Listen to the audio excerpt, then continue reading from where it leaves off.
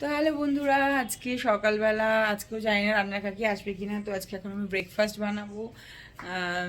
আগে বানাবো ছেলের ব্রেকফাস্ট, তারপরে চালির ব্রেকফাস্ট, তারপর রান্নায় যাব। তো তোমরা দেখতে থাকো আজকে কি কি করি না করি। তো চলো যাই।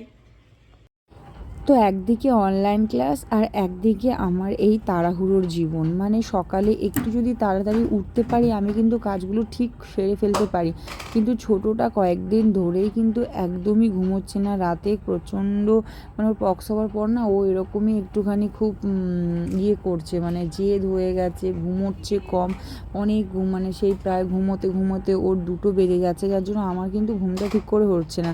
তার মধ্যে অনলাইন ক্লাসটাও মিস করতে চাই না। 9টায় অনলাইন ক্লাস, আমাকে তাড়াতাড়ি করে উঠে গুছিয়ে সবটা করতে হবে। তো এদিকে ডোডোর একদিকে কি যে ও স্কুল মানে ব্রাশ করে একটু জল খেয়ে 2টো বিস্কুট খেয়ে ওকে আমি অনলাইন ক্লাসে দিয়ে তারপরে ছোটোটাকে খাইয়ে আমি কিন্তু তারপরে ওর টিফিন করি। মানে ওর টিফিন খেতে খেতে প্রায় 10:30টা বেজে যায়। ছেলেটা তো এমনিও খেতে চায় না, তার মধ্যে একদমই চেহারা এতটা খারাপ হয়ে গেছে তোমাদের কি বলতো। চটজলদি আজকে ও বলেছিল স্যান্ডউইচ খাবে, কিন্তু রোজ তো স্যান্ডউইচ তো দেওয়া ঠিক না, তাই না? এমনি গ্যাস, তারপরে এখন এত গরমে যদি গ্যাসের সমস্যা হয় তো এমনি কিছুদিন আগেও বমি টমি করে উঠেছে। তার জন্য আমি একটু তাড়াতাড়ি করে ডিম দিয়ে ময়দা দিয়ে একটু গোলা রুটি করে দিয়েছিলাম যে একটু ডিফারেন্ট খাও। তো ছেলে খাবে না, আমাকে খাইয়ে দাও, কারণ আজকে অনলাইন ক্লাসের একদমই ইচ্ছা ছিল না। তো জোর জবরদস্তি বসালে যেটা হয়। তো তারপরে আজকে রান্না করব আমি টক ডাল, আর হচ্ছে চিংড়ি পটলের মালাইকারি, আর হচ্ছে তোমার পাট শাকের বড়া।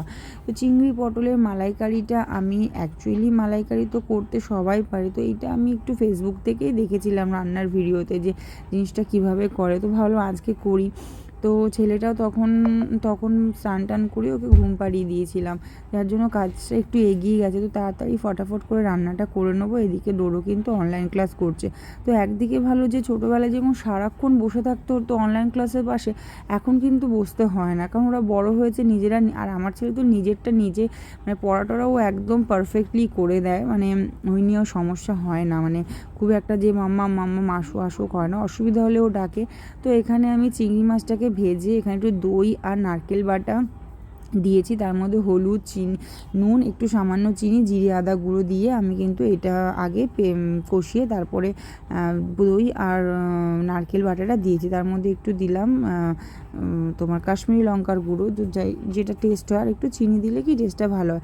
এবার এটাকে একটু ভালোভাবে কিছুক্ষণ কষিয়ে টষিয়ে তারপরে তুমি পটলটা দিয়ে দেবে। পটলটা দেওয়ার পরে একটু কিছুক্ষণ ঢাকা দিয়ে সেদ্ধ করে 2-3টে কাঁচা লঙ্কা দিয়ে দেবে, যদি এটা যে খেতে চায় দিলে হয়, না দিলে না হয়। তো আমি খুব বেশি ঝাল দিইনি, কারণ আমার ছেলে কিন্তু একদমই ঝাল খায় না, যার জন্য আমার ঝালটা এতটা দিতে মানে তরকারিতে একদম না দিই। কিন্তু আমি কাঁচা লঙ্কা, আমি প্রচুর ঝাল খাই, কিন্তু ও যেহেতু বাচ্চা খেতে চায় না, তো যার জন্য আমি দিতে চাই না। তো যাই হোক, আজকে এইভাবেই তাড়াহুড়ো করে যেটুকুনি পারলাম করলাম। আর বরের জন্য মানে ওরা তো মাছ মাংস ছাড়া খেতে চায় না, তো ওকে ডিম পোচ করে দিয়েছি। আমি কিন্তু টক ডাল, বড়া ভাজা আর এই দিয়ে কিন্তু ভীষণ ভালো খেয়েছি। তোমরা যারা এরমভাবে খেতে চাও তো তারা কিন্তু এই রেসিপিটা করে খেতে পারো, খুবই ভালো লাগবে। আর এখানে আমি পাট শাকটা মানে কেটে রেখেছিলাম ধুয়ে, তো এখন ফটাফট করে ওটাকে একটুখানি মাখিয়ে রেখে দেবো, পরে বড়াটা ভাজবো খাওয়ার সময়। তো আজকের ভিডিওটা ভালো লাগলে কিন্তু অবশ্যই লাইক, শেয়ার, কমেন্ট আর সাবস্ক্রাইব করো। তোমরা আমার পাশে আছো জানি, তাও আরেকটু বলে দিই, একটু যদি ভিডিওগুলো শেয়ার করো তাহলে কিন্তু বেশি খুশি হবে। তো টাটা, বাই।